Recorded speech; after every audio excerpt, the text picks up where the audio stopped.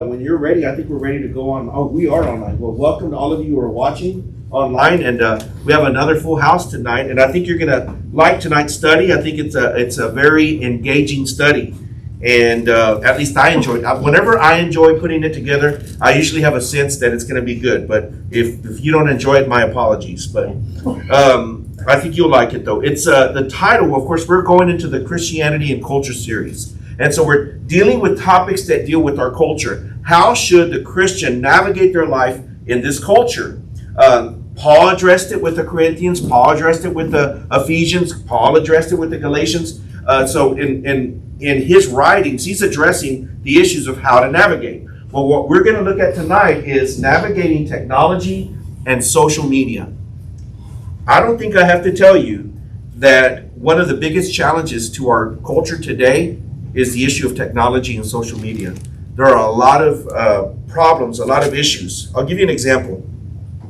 A while back, we went out to dinner, had a nice dinner. We went and sat down, and we're sitting in dinner, and we were all just kind of getting ready. We sat down, kind of doing our own thing, kind of like normal people. We sit down, getting ready for the waiter to come and take our order, or at least our drink order. And the Spirit led me. It's almost like I felt the Spirit saying, "Look up." And I looked up and I looked around, and I saw this table across from me, and it was a family very much like ours. It was a family of four, a father, the mother, and the two children. And they were all on their phones. And so here they are. Here's a nice dinner, and they're all on their phones. Nobody's talking. The food's already out. They're eating a little bit and whatever. Nobody's talking. Everybody's on in their own little world. And I felt the Spirit guiding me to see that. And so I look around my table, and there's 3 out of 4 phones that are out. And the only reason the fourth one, which is mine, is not out is because the Spirit had told me to look up. Otherwise, it would have been 4 out of 4, and I was convicted. Hey, I'm the spiritual leader here. So I said, hey, everybody, put your phones up. We're going to eat. And I've been insistent upon that. And it's really easy for the phone or the technology to infiltrate every aspect of your life. And if you're not careful, it can affect your walk with Christ. It can affect your personal relationships. And I think this is a very, very important topic as believers. If we don't do these things, if we don't address these issues, these are stumbling blocks that I, as your pastor, can be failing to prepare you. Like, hey, watch out for that pothole. And I think that technology is a pothole that we have to be weary of.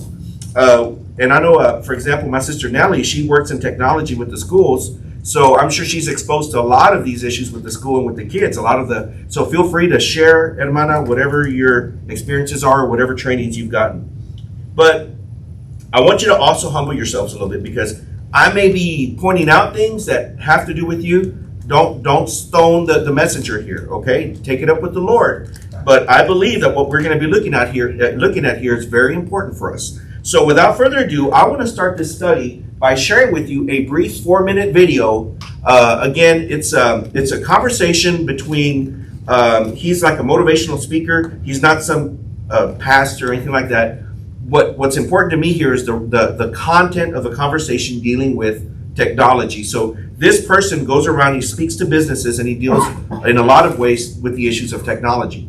So if you're not able to see, if you want to get yourself situated, we're going to show a video for you now on the conversation about the challenges of technology.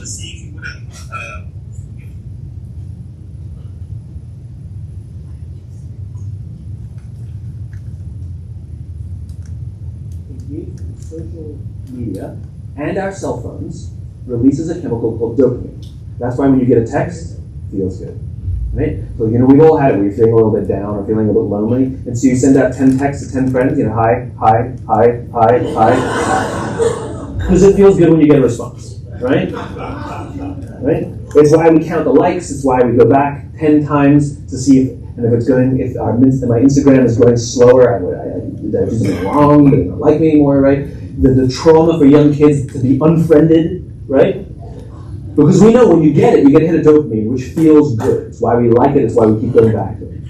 Dopamine is the exact same chemical that makes us feel good when we smoke, when we drink, and when we gamble. In other words, it's highly, highly addictive, right?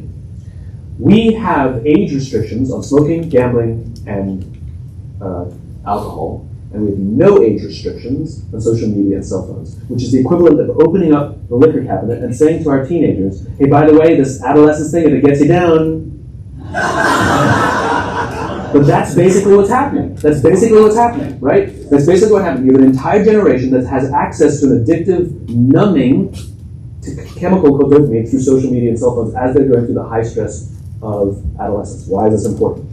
Almost every alcoholic discovered alcohol when they were teenagers. When we're very, very young, the only approval we need is the approval of our parents. And as we go through adolescence, we make this transition where we now need the approval of our peers. Very frustrating for our parents, very important for us. It allows us to acculturate outside of our immediate families into the broader tribe, right? It's a highly, highly stressful and anxious period of our lives, and we're supposed to learn to rely on our friends. Some people, quite by accident, discover alcohol and numbing effects of dopamine to help them cope with the stresses and anxieties of adolescence. Unfortunately, that becomes hardwired in their brains, and for the rest of their lives, when they suffer significant stress, they will not turn to a person, they will turn to the bottle. Social stress, financial stress, career stress, that's pretty much the primary reasons why an alcoholic drinks, right? What's happening is because we're allowing unfettered access to these dopamine-producing devices and media, basically it's becoming hardwired, and what we're seeing is as they grow older, too many kids don't know how to form deep, meaningful relationships. Their words, not mine. They will admit that many of their friendships are superficial.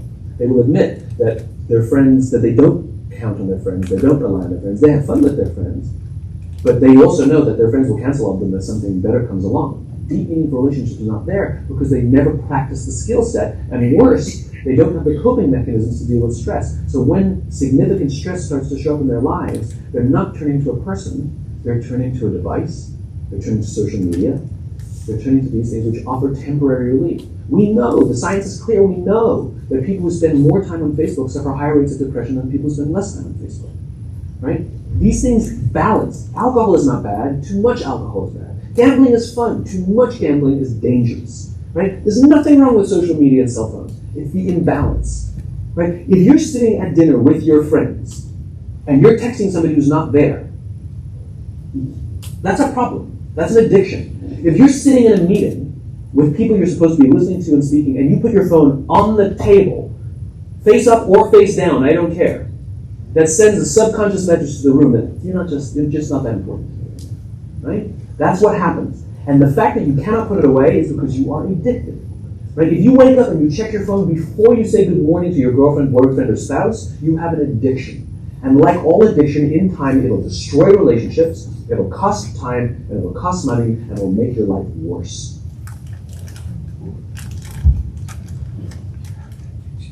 Yes. Any thoughts? Amen. I think the only thing I would disagree with him, he says, drinking's okay, too much drinking. Gambling's okay, but I don't agree with gambling. I don't think that you should ever engage in gambling. I would, but of course I'm a pastor, so he's not a minister. But isn't he? I mean, I agree with the point on the issues of technology, the challenges. But what are your thoughts on that? Any thoughts or ideas before we continue? It amazes me when I go out in public and see people on their phones, people at the cash register, going to pay, and they're more into their phone than they are into making that transaction with the cashier and leaving. Yeah. A lot of people look at me when I pull out my cell phone. I have what I call a dumb phone. I can make calls, I can receive text. The texting for me is very hard. There's nothing else on that phone. Yeah. And many, many people, when they see it and ask me, is this all it does? They always say, I wish I could do that. And I'm like, you don't have to wish. Go get one. But a lot of them think I spend way too much time on it. Yeah. I think what I really appreciate is his discussion on the effects on youth.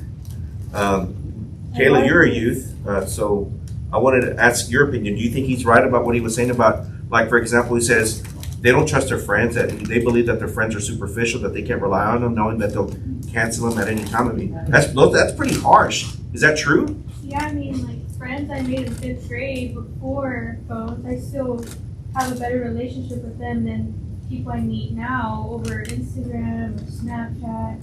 And then like some drama comes on, it's even more like because they're posting about it, they're sending screenshots and everything. So now it's even worse, and it was before you just talk about it and you're okay.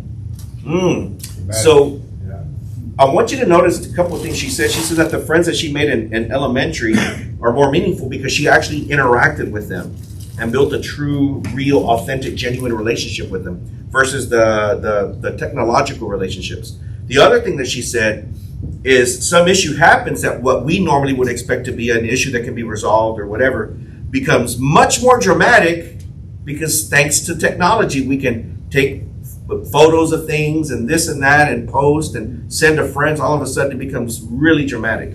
And a lot of strangers get involved. Yeah.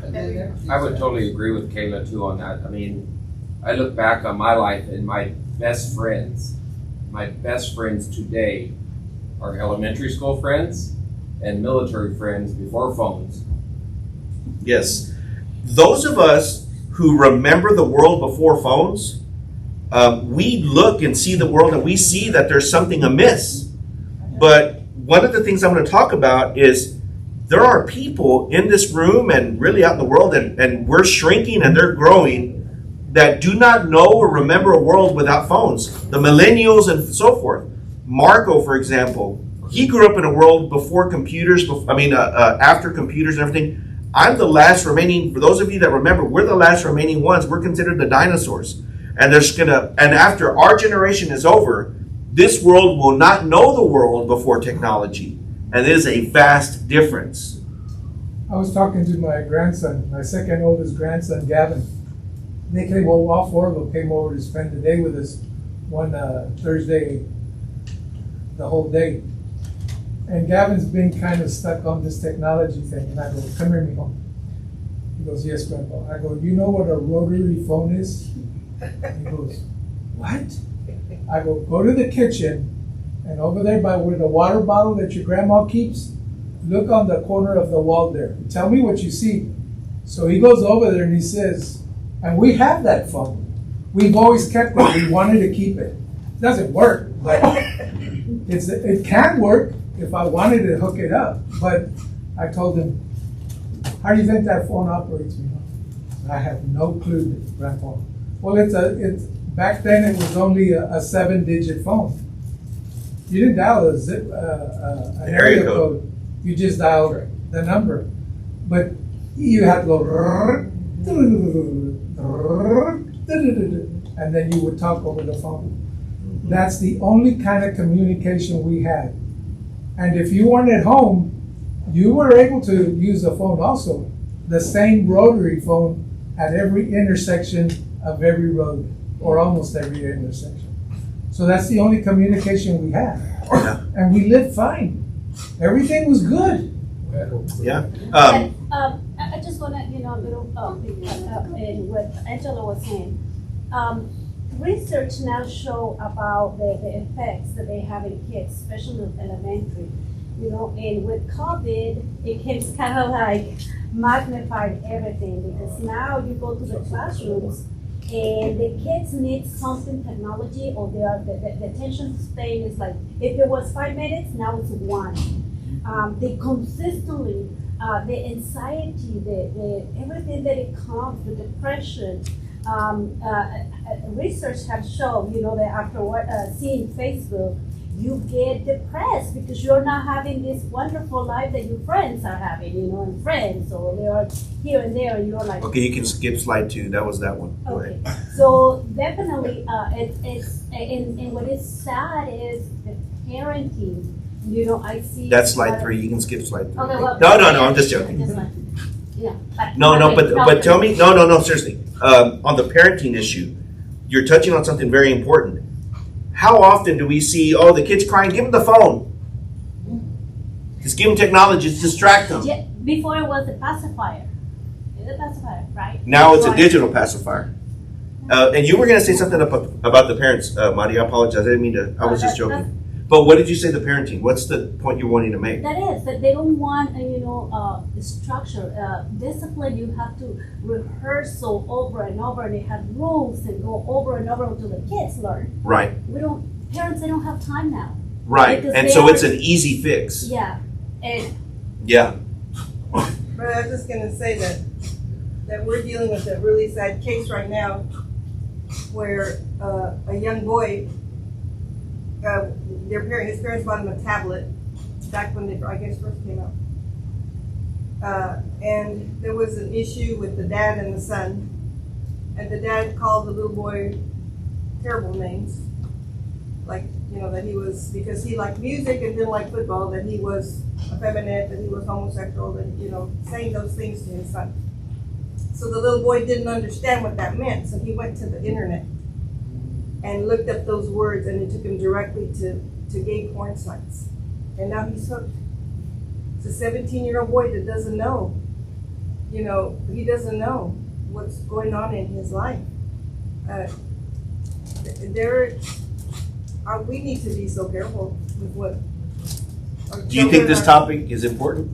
And even, I've heard parents tell me, I check their phone every night. Well, they already know they can delete every app and then go back the next day and just, because they have an account. Well, the parents don't know that. I had a pastor's wife who was telling me her daughter, all of a sudden she sees these things on her daughter's phone. Mm-hmm. Because she's had peer pressure. They were talking about peer pressure. Yeah. It can be so evil that, it's just evil sometimes. 86% of the evangelical men admit to have watched pornography. It's a terrible thing right now. Yeah. So, and that's evangelical Christians. You watch it in the commercials every time you turn on the TV. Yeah.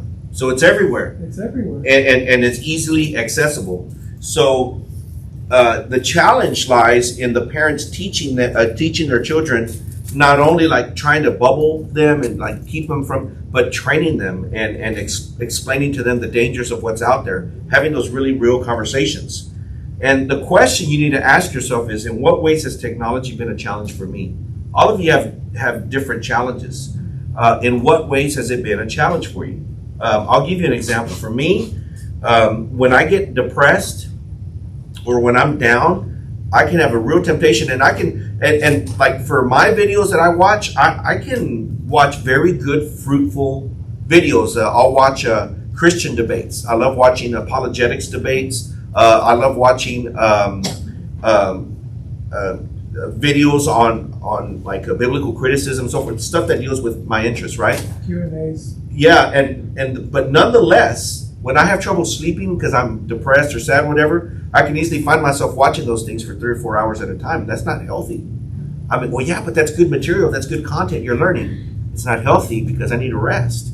And it can suck away my time, and I'm going to talk about that. So we have to be very careful. So I can't touch on all of them, but I want to show you 3 things that we need to be aware of that I want to touch on. And I'm so thankful to the Lord, because when I was doing some studies on this, when I felt like I navigated to Ephesians chapter 5, verses 1 through 20. And when I read that section, I felt like this section dealt with 3 areas that touch on technology. The temptation of technology, temptation in general. Number 2, with the issue of identity.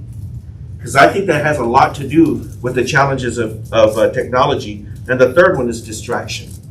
I think those 3 things speak directly to the challenges of technology. So here's the thing that's interesting to me. Every generation has faced its challenges. I mean, you go back to the baby boomers, and you look at them going through. This is after World War II. The challenges they faced in rebuilding the country. You look at the generation before them. They faced, they fought in World War II. You have all of these generations that can talk about the things that they faced with 100 years ago, 200 years ago. And in many ways, we can say, well, that's not anything new under the sun. Christians have been persecuted since day one. So no generation can say, oh, something unusual is happening. We've always been persecuted and sought out by the enemy. We're not supposed to belong to the world because we don't belong to the world. We've always had an enemy nipping at our feet, trying to cause us to stumble. we're never supposed to belong to the general movement of society. That's just a universal truth through all generations. But this generation is unique in one way, specifically. Of course, there's other ways, but technology is unique. Never before has a generation other than this generation facing technology. Technology like this didn't exist a generation before. Now we're in an age where we can Google anything we want, where we have access to all kinds of things around the world. Did you know that I can go on Google Earth, and I know because I do it. I can go on Google Earth and I can click Sea of Galilee, and there are sections where there's a camera there, and I can just be sitting on the shores of the Sea of Galilee. And when I have trouble sleeping, I'll put Sea of Galilee and I'll put there, and I'm just looking at the shores of Sea of Galilee, and I'm just imagining what it would have been like at the end of a fishing day, sitting there with John and James and Peter, like having a chat or whatever. I'm like, they sat right there, and we have access to things that other generations didn't have before, but it brings its challenges, and we have to be very careful with this. So when we look at this, I want to use Ephesians 5:1-20 because I think in this study these three issues touch on it. So let's start with the first one, the danger of temptation. Go to Ephesians chapter 5. Let's look at the first section, verses 1-7. Ephesians chapter 5, verses 1-7.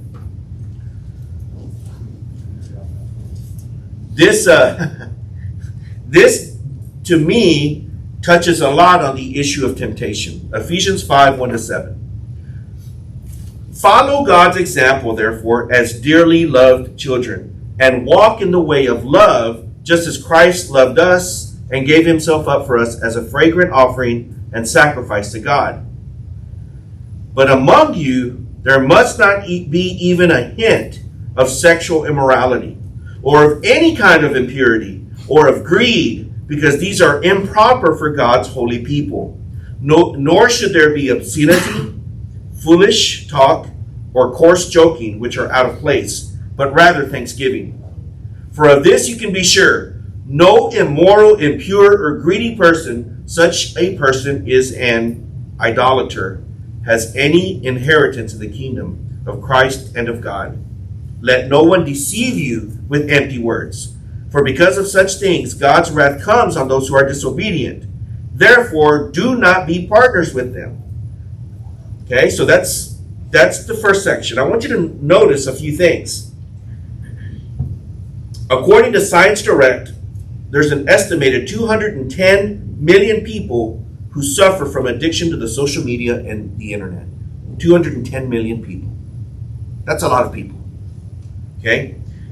When you look at addiction, and we're talking about feeling like you can't get away from it, it consumes your life. And you say, well, how do you define addiction, Arby? Addiction is any in this case, a connection to technology, whether it's social media, your phone, whatever, that interrupts your life. It's actually interrupting of your normal life. In other words, if you can't sit down and have a dinner with your family without taking out your phone and checking it every 2 minutes, if you can't spend a day without having to have your phone, or if you panic because there's no Wi-Fi in the area, if your life is full of anxiety because something you posted, or if you really look through the course of your day, the majority of what you're thinking has to do with social media, your posts, and those kinds of things, you're probably addicted in some ways. Or if you wake up and one of the first things you do is check your phone, these are issues you have to be very careful with. On average, Americans check their phones 344 times per day. That's not me. That's not me. That's once every 4 minutes. Nope. That's on average, okay? So if that's not you, that means that somebody is checking it more than 4 minutes to make up for you guys not doing it. That's scary, right? According to TrueList, this is a very scary one. 1 in 3 divorces is related to social media issues. 1 in 3. 33%. 1 in 3. Pornography. Pornography? What were you saying? Messaging everybody in the direct messages. Yeah, so pornography, an old girlfriend that you accept on Facebook, which is why I'm glad I don't have Facebook, because I don't get into any of that garbage of drama and this and who's checking and that, and it's just so time consuming. But I'm not saying that Facebook and all that stuff is, I mean, maybe it would be good to connect with family and have friends, and it can be very beneficial. You can share the gospel with Facebook and social media. So don't get me wrong. I'm not here to beat down on social media. Social media can be really great. It can be a great evangelistic tool. The point I'm trying to make is that you want to make sure that you're in control of it and that it's not in control of you. Does that make sense?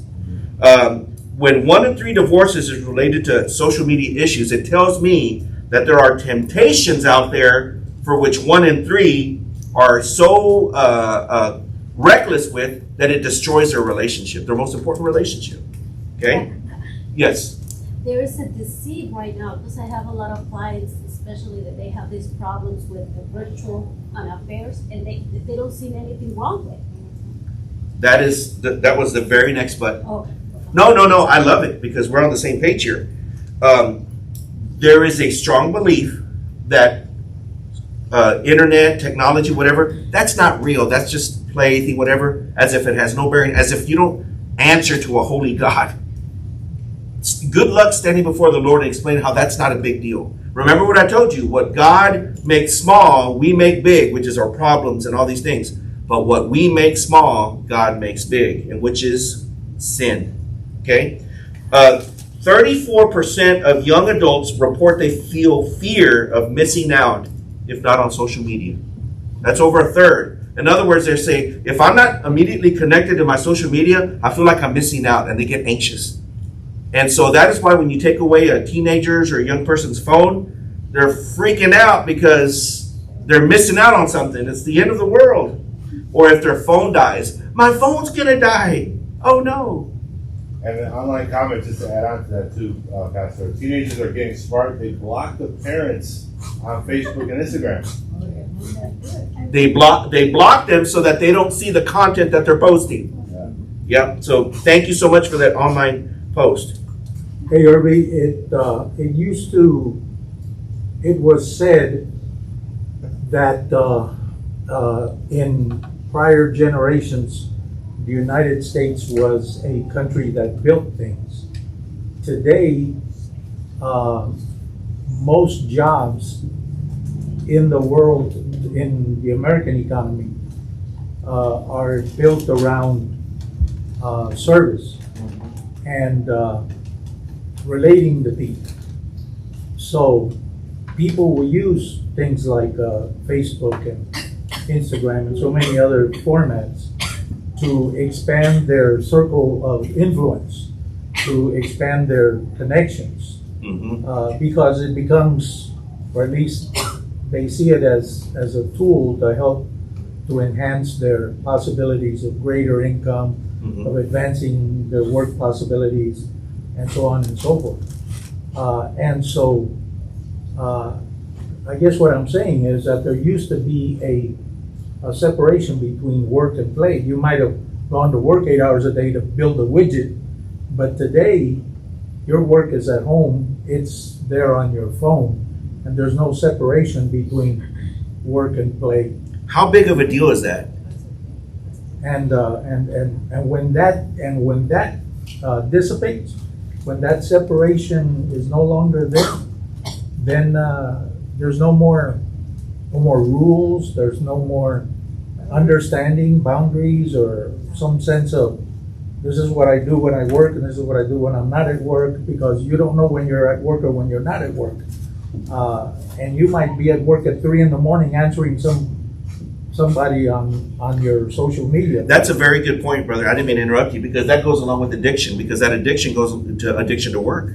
How many people are workaholics and they're addicted to work? They don't even take time for their family, take time for break. We're called to rest, and we don't even rest. Like you said, at 3 o'clock in the morning, there's no time.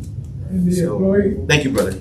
In the employee work manual where I used to work, there was an article or a chapter on interacting during work hours with social media or anything. And if you were caught doing that while you're in working hours, it's cause for termination. Yeah.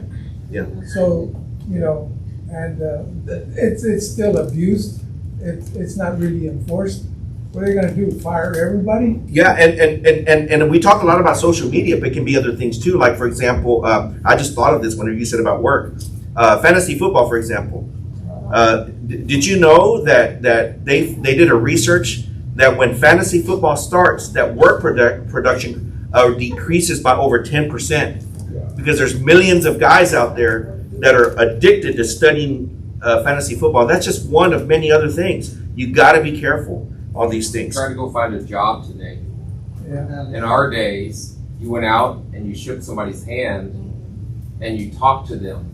I mean, one time I flew all the way to Oregon to go do a job interview so I could be face to face with somebody. Nowadays, there's none of that. Yeah. It's all through the internet. And how much of that leads to temptation of promoting what's not real, or like I saw that there was over 70% of resumes that had been inflated, that had said things that weren't real, and you don't get to really meet people. And then we wonder, people can't spell. Thank goodness for spell check. And even then, people can't even spell anymore. People don't know how to engage. And I tell my kids, look at them in the eye and shake their hand. Basic human interactions. When you see somebody, like with Marco, somebody comes in, a customer comes in, get out of your chair, stand up, go over there and greet them. Don't just, Those are basic skills that are lost because of technology. And I thank Veronica for this almost every time. She, a lot of times when I have to communicate something to my boss or his boss or management position or even a client, the quickest way to communicate with them is text. He goes, "No, honey, put the phone down, call them, or wait till you're face to face with them." I'm like, you know what, you're right. Yeah. Absolutely right. The other day, it's a lot more when there's a whole lot. Just basic courtesy and just conversational skills. Our kids today, the generation of this day, can't have a good, genuine conversation with people because they haven't been taught that. They're all doing this. The other day, I was going into a store, and there was a mother with her kid, and the kid was probably about 14, 15 on his phone. And he opens up the door, doesn't even look behind him, just boom, like the door goes right into my face. I'm like, I wanted to say, "Hey, thanks, kid," but I'm a pastor, so I'm like, they're not the basic skills. These things are important. When we look again at the first two verses of Ephesians 5, this deals with the whole addiction thing. Follow God's example, therefore, as dearly loved children, and walk in the way of love, just as Christ loved us and gave himself up for us as a fragrant offering and sacrifice to God. So if we're supposed to walk as Christ did, it says, well, what did Christ do? Well, he loved it, right? He loved us. Well, how? Well, it says he gave himself up for us as a fragrant offering and sacrifice to God. But we're so selfishly addicted to our own wants and needs that we give what belongs to God. We're supposed to be stewards, right? But it's not just money that he gives us. He gives us time. He gave you a day. And when I wake up in the day, I go, Lord, let me be faithful with this day that you gave me, that today I may be fruitful and faithful with this time. He doesn't just give you clothes and food and money. He gives you time, and that's probably the most precious commodity. And how you use it is determined upon what kind of a steward you are of God's gift. What do you think about somebody that puts on a nice shirt and a coat, but he's got pajama bottoms on because he doesn't have to meet people? He's on Zoom. Yeah, so they got the tie and everything, and they got the boxers on the bottom with the chocolates, right? As long as the camera don't fall, So these are challenges. So let me go on to the next one though here, because we talked about addiction, but let's look at lust now. Lust and pornography. Go with me to Matthew chapter 5, verses 27 to 30. And whoever wants to read that, please. Oh, by the way, 55% of drivers admit that they regularly check their social media while they're driving. Oh my goodness. You want to know why I'm an insurance agent. You want to know why there's so many accidents out there? Terrible. They should design phones where it shuts down when you're driving, so you can't check it. Matthew 5, 27 to 30, whoever wants to read it. You have heard that it was said, "You shall not commit adultery." But I say to you that everyone who looks at a woman with lust for her has already committed adultery with her in his heart. If your right eye makes you stumble, tear it out and throw it from you. For it is better for you to lose one of the parts of your body than for your whole body to be thrown into hell. If your right hand makes you stumble, cut it off and throw it from you. For it is better for you to lose one of the parts of your body than for your whole body to go into hell. Is there any doubt about how serious sin is? You cannot read that and tell me that Jesus is unclear about how serious sin is. And I shared this one time with the young man that I met with, and he confided in me that he had an addiction to pornography and that his wife had caught him. And I shared that verse. And I said, you would be better off to throw your phone in the sea and not have a phone. Be better off to just, than to continue to deal with this. I said, this is, and his idea was kind of like what Marty said. Well, I'm not hurting anybody. And I was doing this because it helps me because our relationship isn't that strong. Well, is it possible that it's not that strong and you're struggling intimately because you're doing pornography? That's the problem. Did you know that according to, and these are scientific journals, that they did a study on people watching pornography? Can you imagine that was a funded scientific project? But anyway, they were studying the brain activity, and they find that pornography actually rewires the brain, and not in a good way. What happens is that the brain reacts kind of like a drug. When you first take the drug, there's this excitement and this feeling, right? But then what happens when you take it a second and a third time? You need more because the thrill isn't where it needs to be, so you need more and more and more. Why do you think people who are in meth were using marijuana before then, or maybe tried cigarettes before? Because the thrill is lost and they're looking for more and more and stronger feelings. In the same way, not only is the brain rewired, it begins to seek more and more of that idea, of that feeling as an addiction, and it gets darker and darker. It's no longer just the what some people call the normal pornography, and it gets into the really dark stuff. And so this is other things that they looked at. They found that their view of the body is distorted. This was a scientific experiment. They said that the way they saw, like after they studied them, that the way they saw the body was distorted. That's God's creation. And that made total sense to me. When you watch pornography or when you're watching these things, the enemy rewires your brain, so I can put it in theological terms, and the man looks now at the beauty and the creation of God's creature in the woman, and now objectifies her. No longer sees it the way that God created the body. Now sees it as an object because that's what he's seeing. And these are things that have major effects. Notice Ephesians 5:3, since we're in Ephesians 5. But among you there must not be even a hint of sexual immorality, or of any kind of impurity, or of greed, because these are improper for God's holy people. A hint.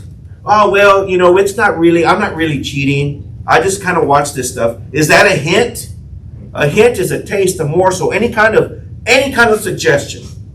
And just batting an eye, according to Jesus, just batting an eye is sufficient, because if that causes you in your heart to desire that woman, and of course it goes for women too, to watch these things is improper. So I don't want to just say it for men, but it's clear that the men have the bigger problem with this. It's a major issue.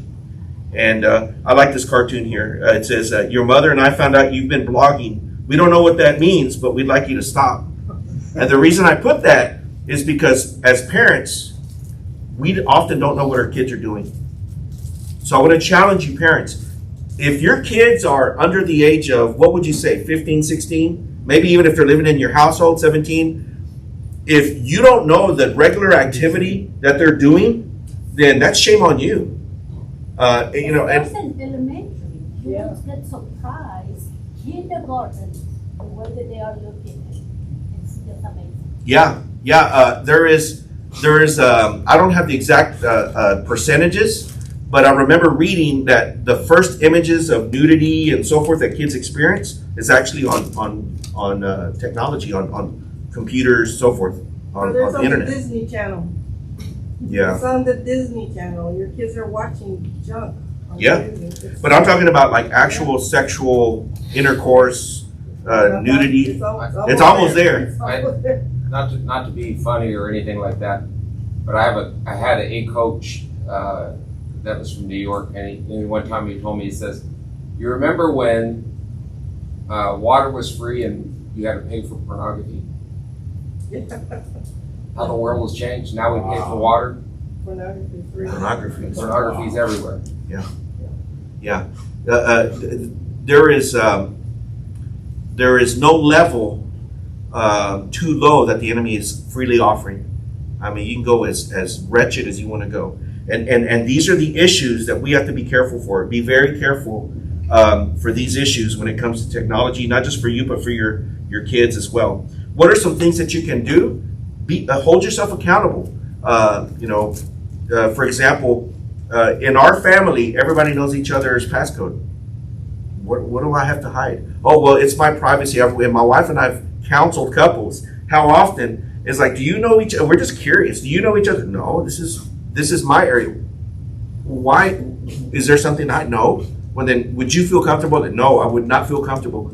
But if you have nothing to hide, why are you uncomfortable with them seeing their Facebook posts? The spouses don't allow each other to see what their Facebook posts are. Why? Because they have friends and relationships and communications with people that they shouldn't have. And we have to be very careful for that. Let's move on to the next one here. Anger and bitterness. You may say, what does that have to do with technology?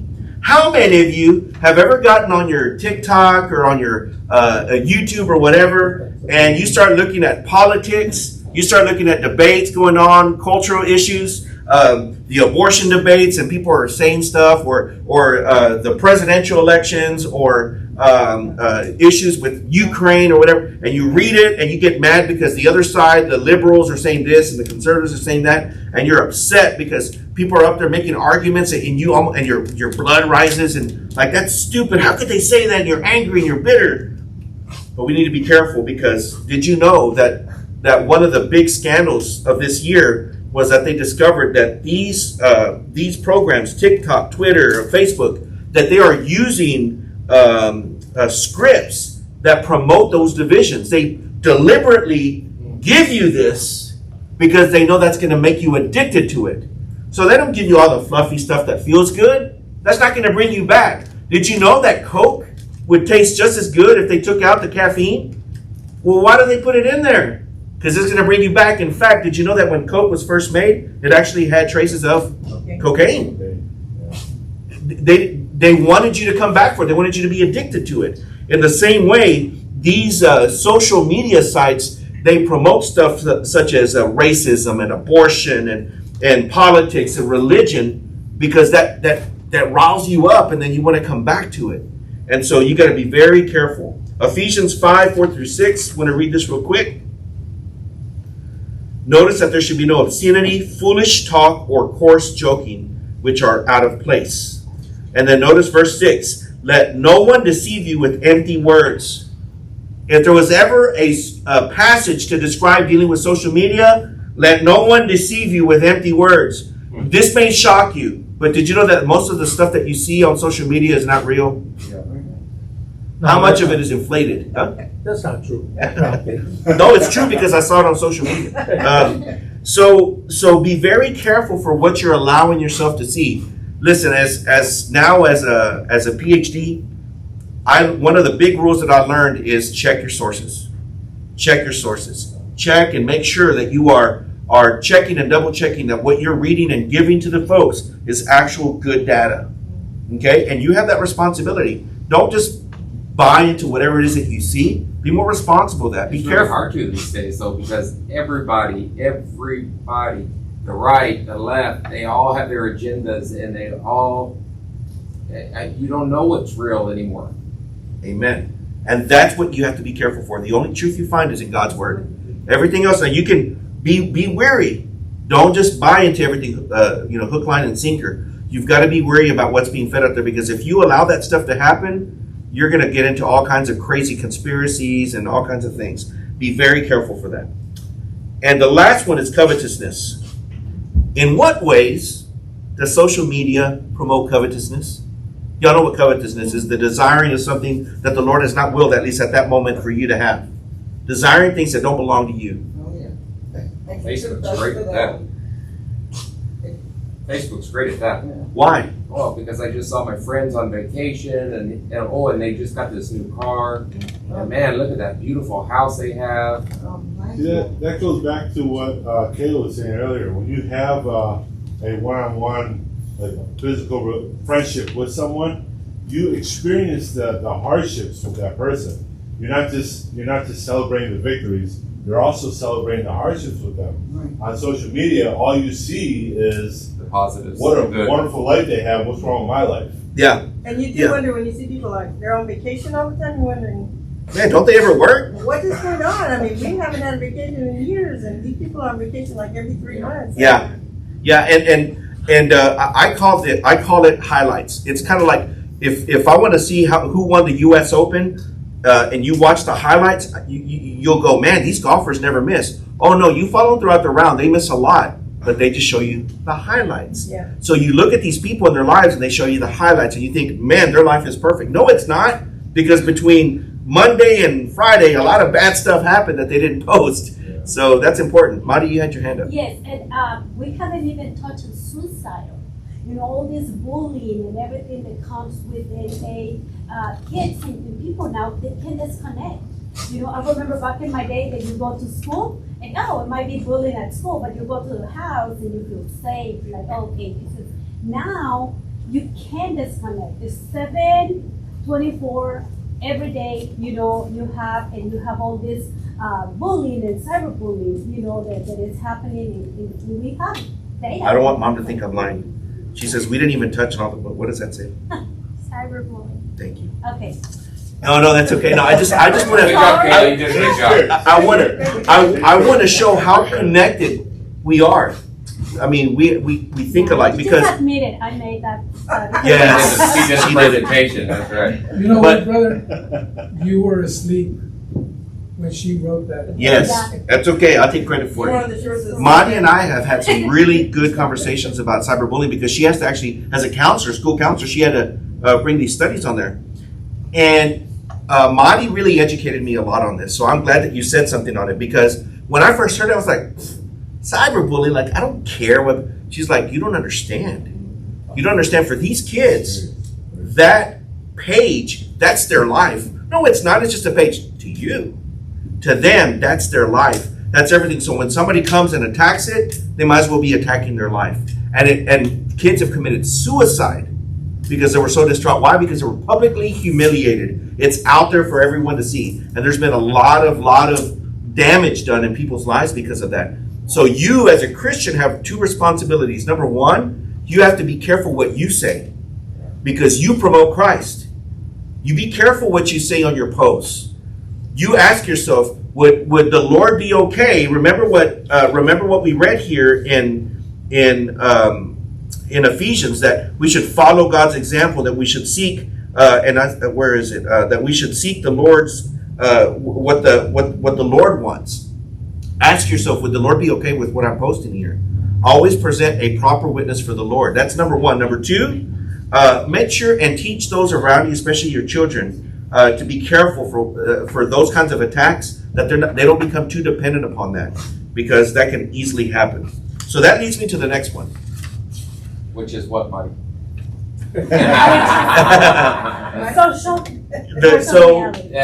I said there were three dangers. The first one was addiction, right? You can get addicted. The second one is identity.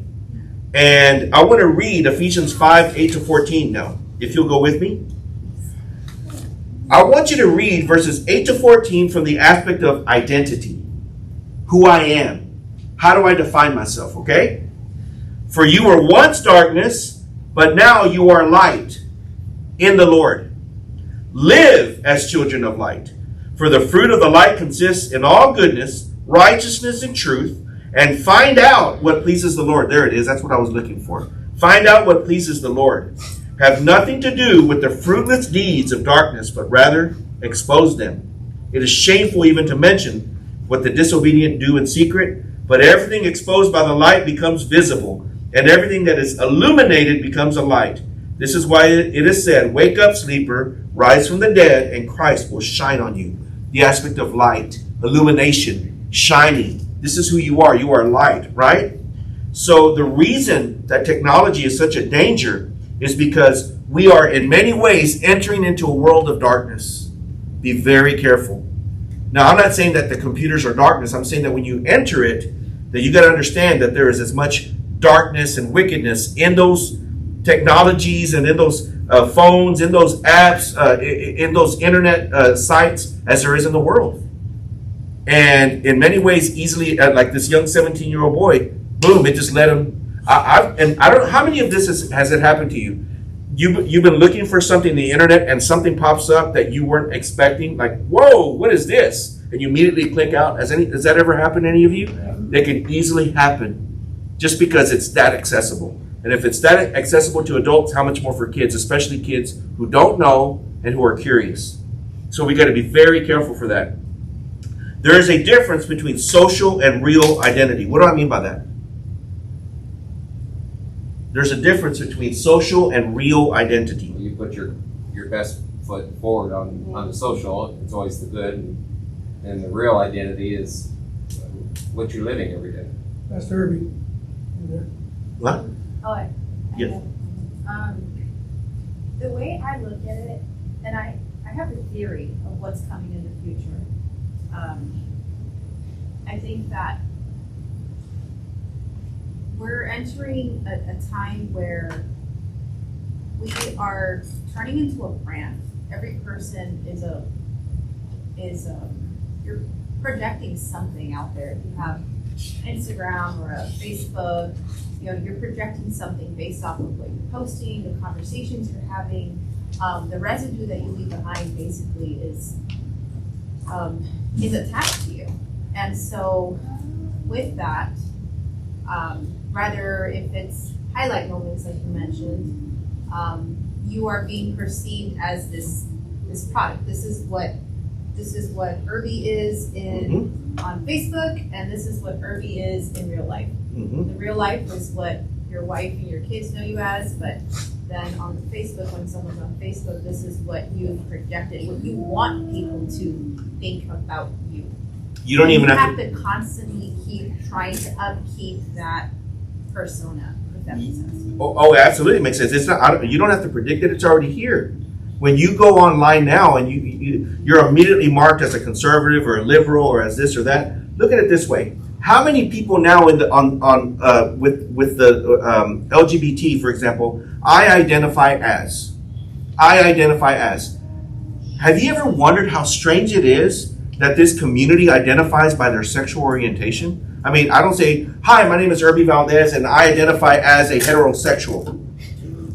Okay, my identity has nothing to do with my sexual preference. My identity is a way, of course, as a believer, in the way that God has defined me.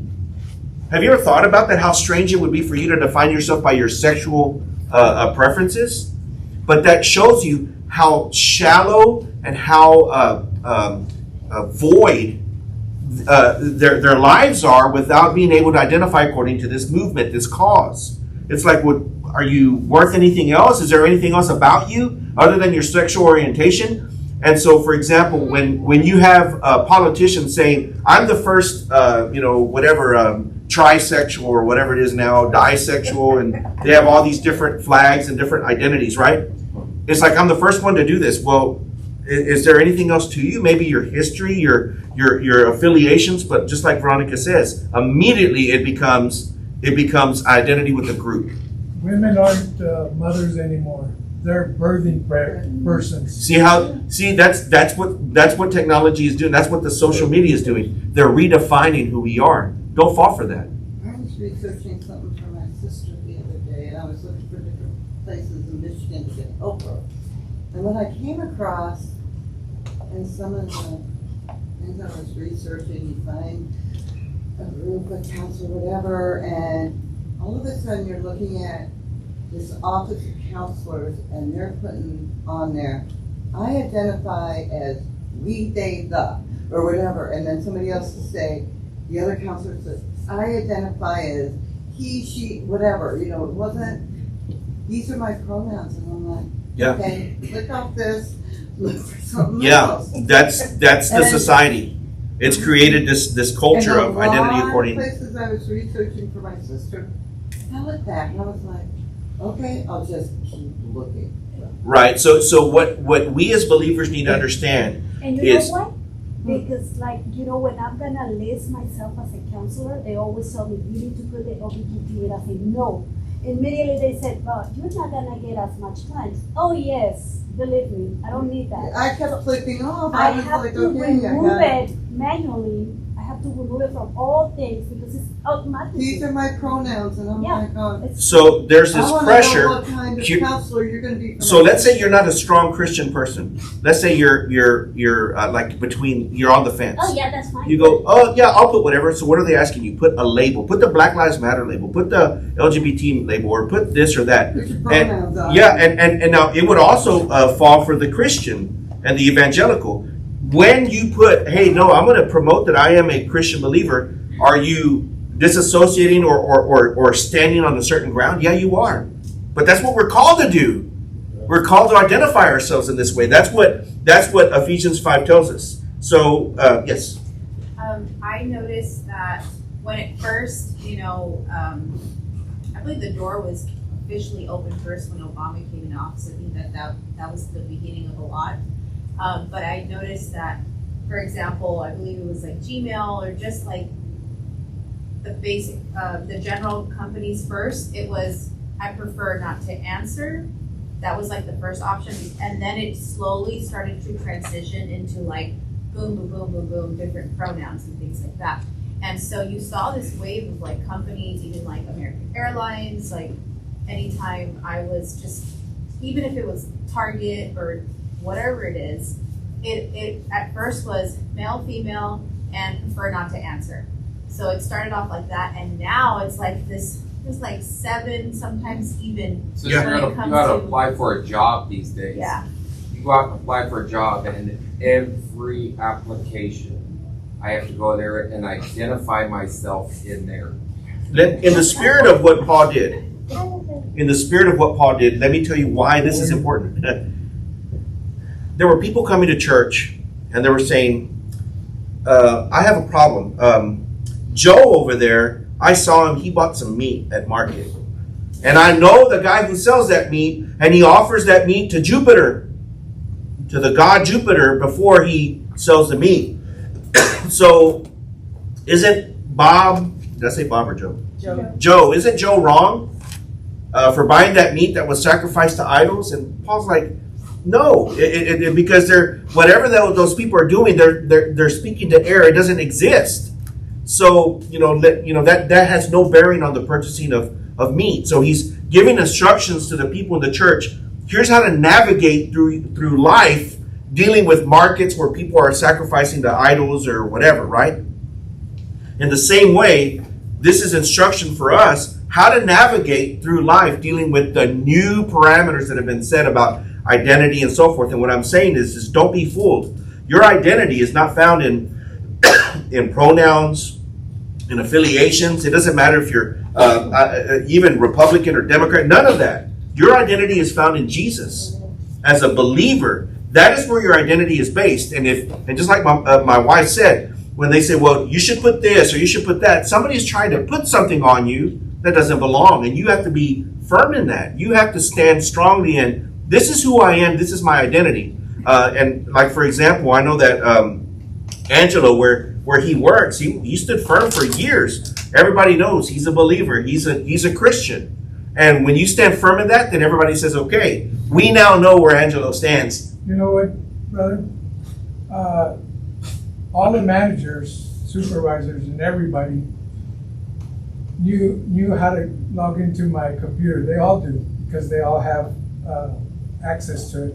And you know what they saw? Nothing but scripture. That's all I ever looked up. While I was at lunch, I would sit at my station, eat my lunch, and look up scripture. What am I going to talk about next week or whatever? And Let your search history glorify God. If somebody were to check your search history, let it glorify God. Selfie. How many of you heard the word selfie? The first time the word selfie ever appeared was in an Australian internet forum on September 13th, 2002. That was the first time the word selfie ever came in. And since that time, especially after 2013, since that time, the selfie has become the most popular form of picture sharing. It is now the most dominant. Billions of selfies have now been. So there was a time when you posted stuff, it was like, I'm on vacation, look at my dog, my kid just fell out the window, look at that, I just made a pot roast. Now the most popular picture posted is the selfie. And again, don't get mad at me, but I just want you to think about this, okay? Go with me to James chapter 4, verses 4 through 6. No, I'm not saying don't do selfies.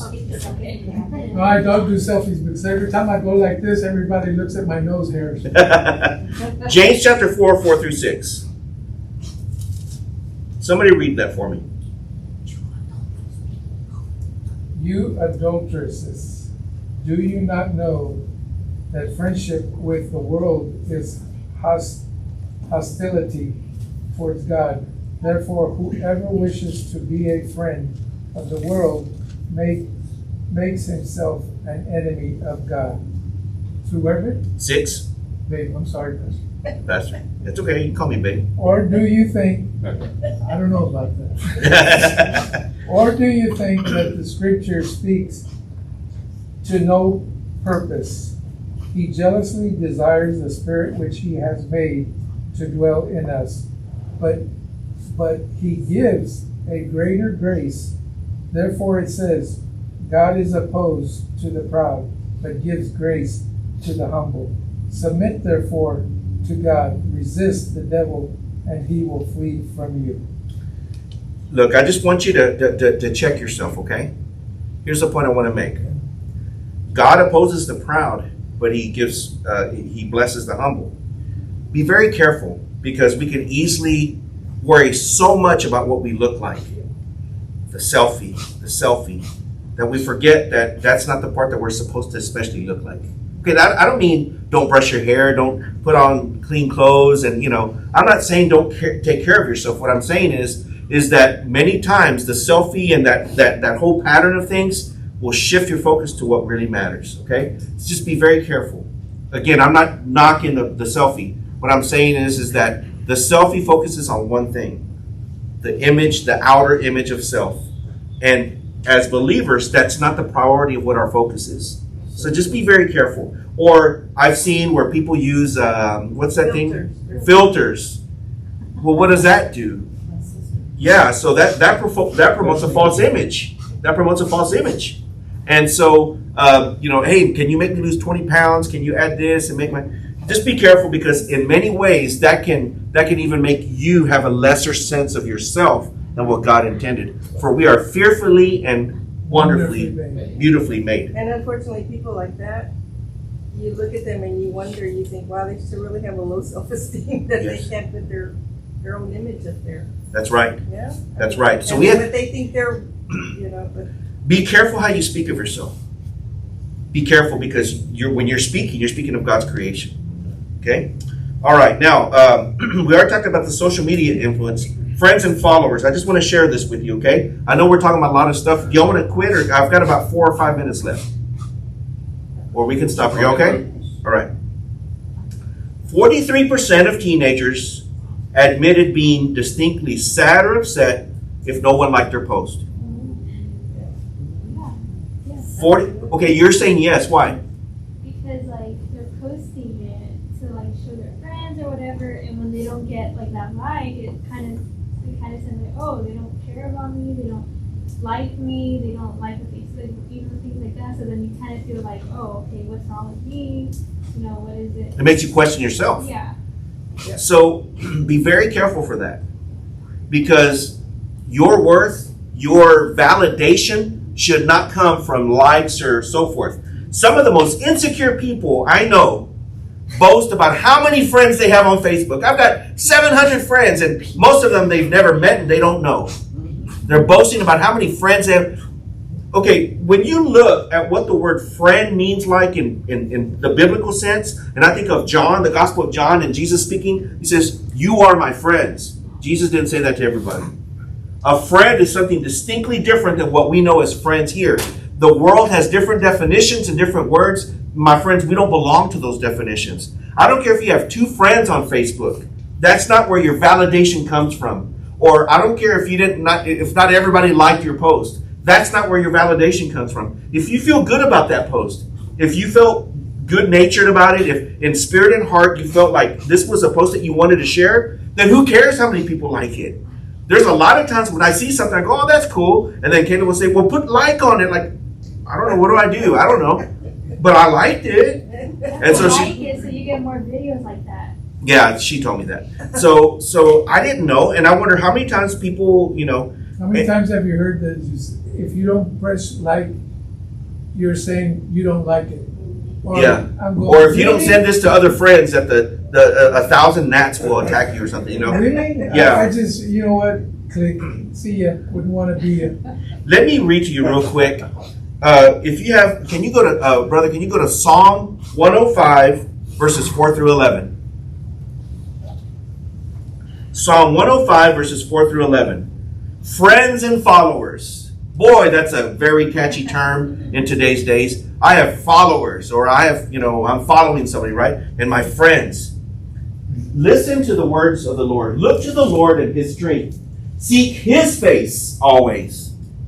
Remember the wonders he has done, his miracles and the judgments he pronounced. You, his servants, the descendants of Abraham, his chosen ones, the children of Jacob. He is the Lord our God. His judgments are in all the earth. He remembers his covenant forever, the promise he made for 1,000 generations, the covenant he made with Abraham, the oath he swore to Isaac. He confirmed it to Jacob as a decree, to Israel as an everlasting covenant. To you I will give the land of Canaan as the portion you will inherit. It is to the Lord that I get my validation. He has never broken a promise to me.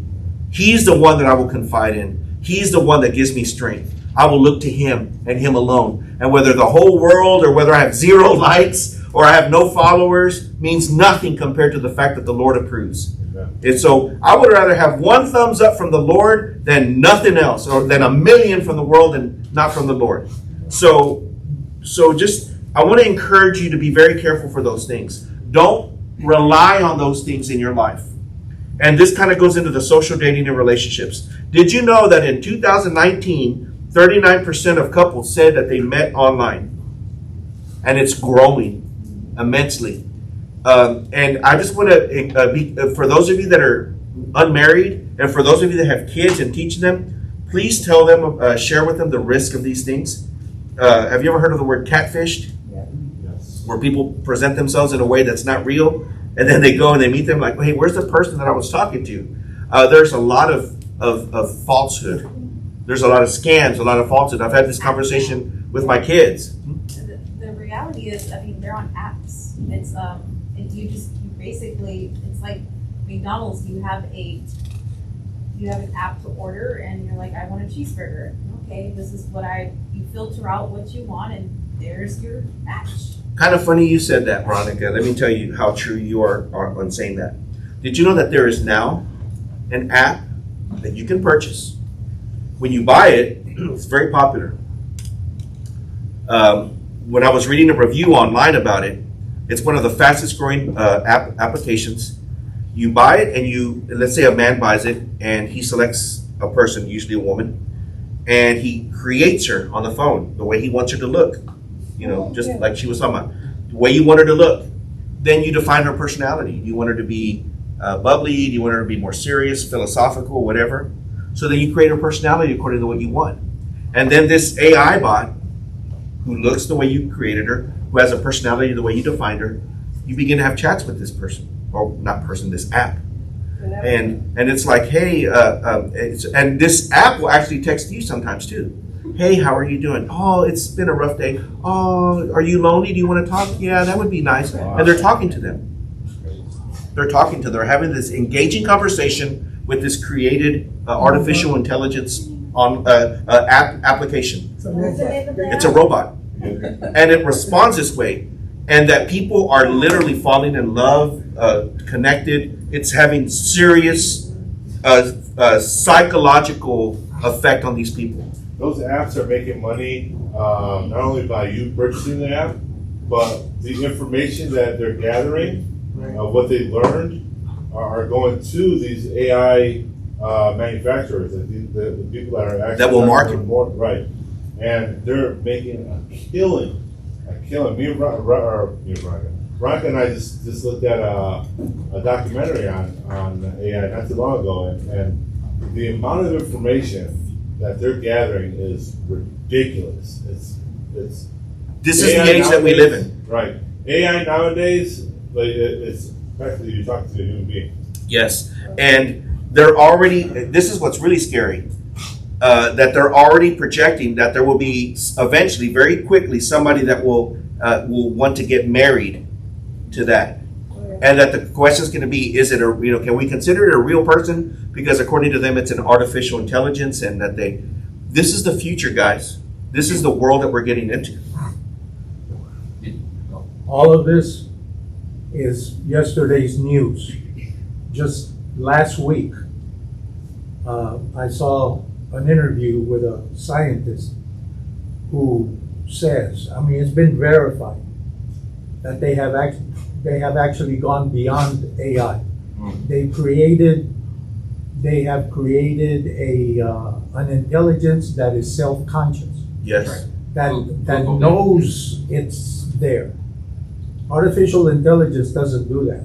It's all built on algorithms. This is a technology that is aware of itself. Yes. Like you're aware of yourself. It supposedly has feelings. Yes, that can have feelings and initiates conversations and does all of that. Yep. So once that gets off the platform and into all the wherewithal with respect to the phones and this and that, To the cybernetic world. all bets are off.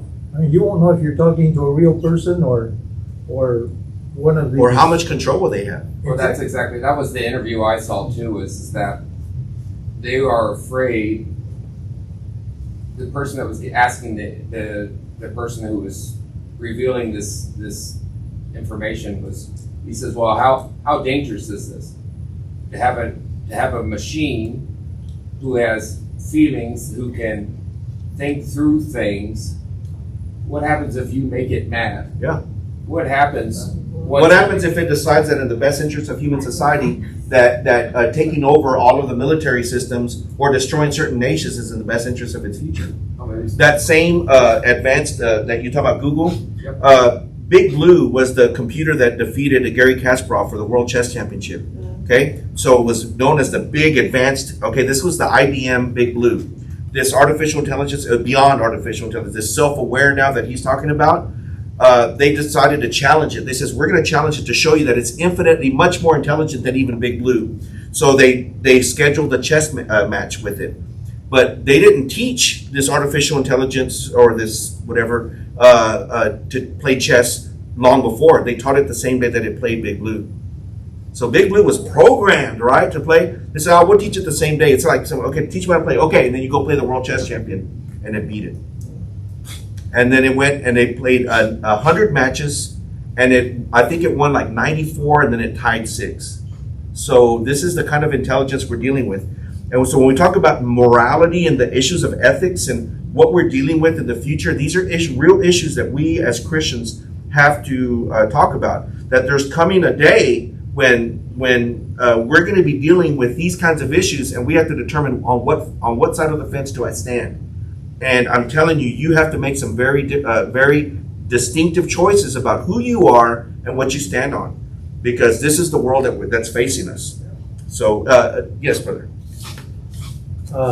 Daniel, the book of Daniel says that in the latter days, knowledge would increase exponentially. But it doesn't just talk about the fact that this knowledge boom would happen.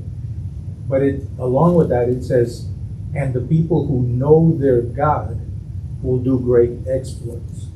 So I think do great what? Exploits. So as this continues to mushroom, this whole IT business, AI, as it continues to mushroom, I think there's a moment when the church needs to be the church. Up to this point, we are letting the world shape us rather than us be the shapers. And That's I right. think God would have the church be the shaper. But in order for the church to be the shaper, we need to come to terms with some of these things that have taken over, Yeah. that robbed us of our identity and of our abilities in Christ.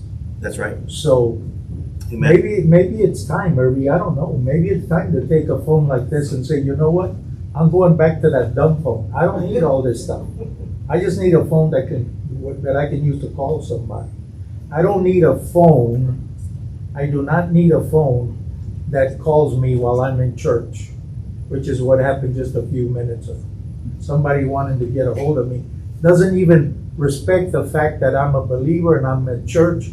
He or she didn't care, just called me because I need to talk to you. How many times do phones ring in service? Yeah. You know that there's that there's this. You know what's been lost in the church is this sense of awe and reverence before the Lord. So I say, I'm coming into God's house, and when I come here, I need to show reverence. No, the phones are off, and some people even answer it, or they're texting, they're checking their email in the middle of service. That's my point.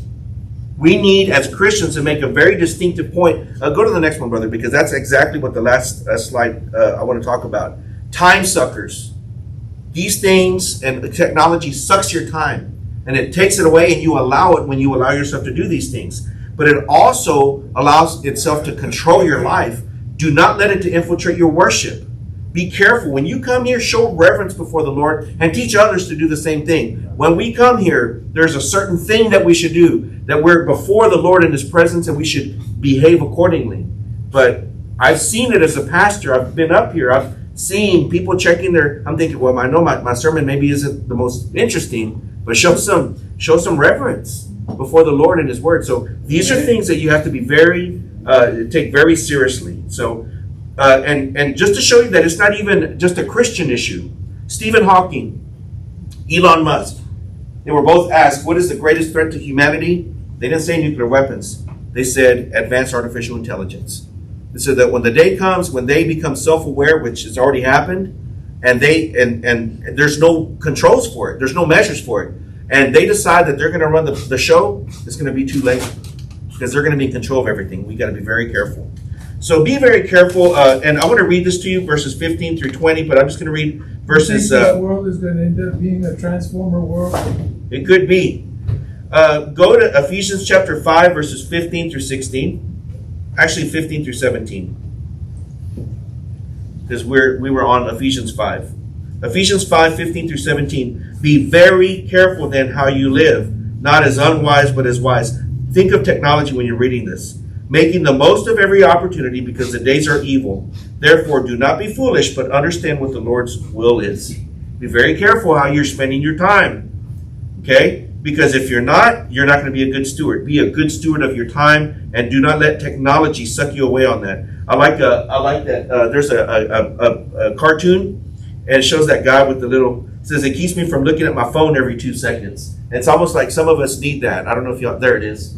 That's what that guy is saying. He's got that, like the dogs, that dog collar. Yeah. Keeps me from looking at my phone every 2 seconds. And some of us need that. Did you know that people who spend the most time on social media are up to 66% more likely to be depressed? I thought this stuff was good for you. But the people who spend most time on it are most depressed. It's poison in some ways. Get away from it. Be healthy. Practice it. I'm not saying, pastor said that Facebook's bad or that. That's not what I'm saying. What I'm saying is that if you're not in control of it, then it's in control of you. Be very careful for that. And when I talk about time suckers, your phone, social media, TV, how much do I spend on that? Again, don't be mad at me, but how do you spend God's time? If you're not spending it correctly, you're not being a good steward of God's time. So how do you combat this? Discipline, sleep, prayer life, real interaction with people. Practice these things. The false sense of updates. There are a lot of people that feel like they have to post everything. They have to update everybody on their life. And what happens is their day is lost because they're updating and posting their day. Enjoy the day. This is the day the Lord has made. It doesn't say, please update and post everything. It doesn't say that. Enjoy the day, live the day, and you don't have to update everything. Don't feel like you have to always be updated on everything. Learn the art of the unplug. You've got to learn to unplug. In Luke chapter 5, verses 12 to 16, it talks about how Jesus, after his great miracles and the people wanting to make him king, that he often sought a quiet place to pray. Here is the king of the world. Here is God in the flesh in a very short time in the world. When you look about how small, minuscule amount of time that Jesus spent here on earth, and he transformed the world, he took time to pray in solitude. Do not underestimate the time, the power of prayer in solitude with our Heavenly Father. That's what our Lord did. That's what we should do. And finally, teach this to your children. Be careful. Don't give a 5-year-old a cell phone and let them think that that's, be careful for letting technology dominate their life. Spend time with them. Don't be lazy. Take the time it is to teach your kids. And be careful. Always be watching what they're involved in. Guard them, protect them. Teach them in the way that they should go. And if we do this, and like we were saying earlier, I think it is time for the church to begin to teach these things. And I think it starts at least with conversations. We be wise in these things. Any last minute comments? Or I wanted to bring up the metaverse. I'm not sure if any of you have heard of it, or maybe you've heard the name, but I recommend that you look, not like get into using it per se, but be on the lookout that this Facebook metaverse thing is it's dangerous. It could be a place even where you could technically even evangelize, which is, again, it takes a discipline. You could use it for good, but I think there'll be more bad things coming out of that. And basically, you enter this virtual reality where you put on your, I think we're all familiar with the virtual reality, but what metaverse basically is doing is a whole nother level of interaction where you can escape your reality, and it's like a drug. Yeah, you literally basically will be able to enter like a strip club if you want to. Yeah. Virtually. It's virtual. It's Like a crazy. what? A strip club, like a virtual strip club, a virtual store, a virtual. And that's like it's like, why do you think people take drugs? It's They take drugs to escape the real world, and that's what these are. And we have to be diligent about that and prudent. So thank you. All right. Well, let's thank you for. I know we went over a little bit, but it seemed like a good discussion. I hope you enjoyed it. Those of you online, thank you for joining us. We hope to see you here in person soon. Praying for those that we prayed for at the beginning. We love you and we miss you, and praying for all of you. So let's go to the Lord. Lord Father, thank you for the study, for the rich engagement and conversation, and the reminder, Lord Father, that in the midst of all this technology, you are Lord, you are God, and that we remember who you've defined us to be. That although the world would use these tools to try to redefine who we are, that we remain faithful, Lord, to who you've said and spoken over us. And Lord, that we be disciplined, Lord, in our lives, that we be careful, Lord, and that if there's anything in our life that causes us to stumble, Lord, that we be diligent to remove it from our lives. And Lord, I just thank you for all who are here. We thank you for the study. We pray that it can help us to be more faithful as followers of Christ. And we thank you for all these things. In Jesus' name, amen. Amen.